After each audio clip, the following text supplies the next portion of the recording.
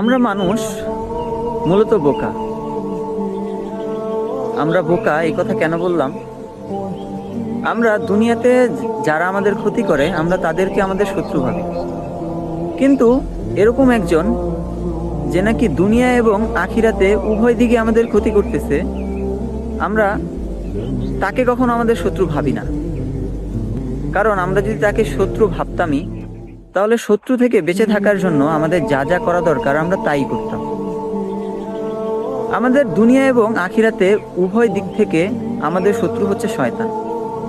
কারণ যখন নাকি আল্লাহ তাআলা শয়তানকে জাহান্নামে নিক্ষেপ করবে, তো শয়তানের সাথে যারা নাকি শয়তানের অনুসারী ছিল, মানে যারা মানুষের মধ্যে জাহান্নামী হবে, তাদেরকেও যখন নাকি আল্লাহ তাআলা জাহান্নামে নিক্ষেপ করবে, তখন শয়তানকে জাহান্নামীরা লানত দিতে থাকবে এবং বলতে থাকবে, এই শয়তানের কারণেই আজকে আমরা জাহান্নামে এসে পৌঁছেছি বা জাহান্নামে আসছি।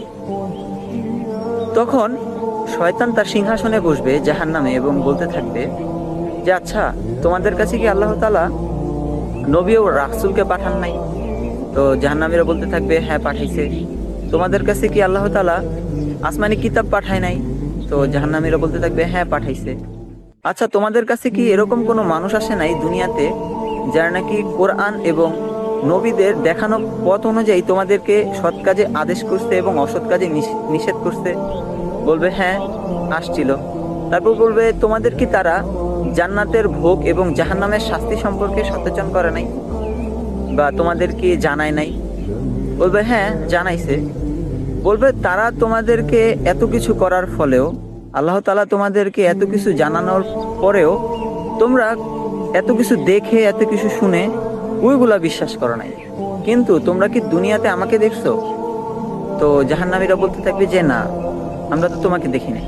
তাহলে তোমরা আমাকে দেখো নাই, তাহলে আমাকে না দেখে আমাকে না বুঝে কেন আমার দেখানো পথ তোমরা অনুসরণ করছো? তো তখন জাহান্নামীরা আফসোস করতে থাকবে।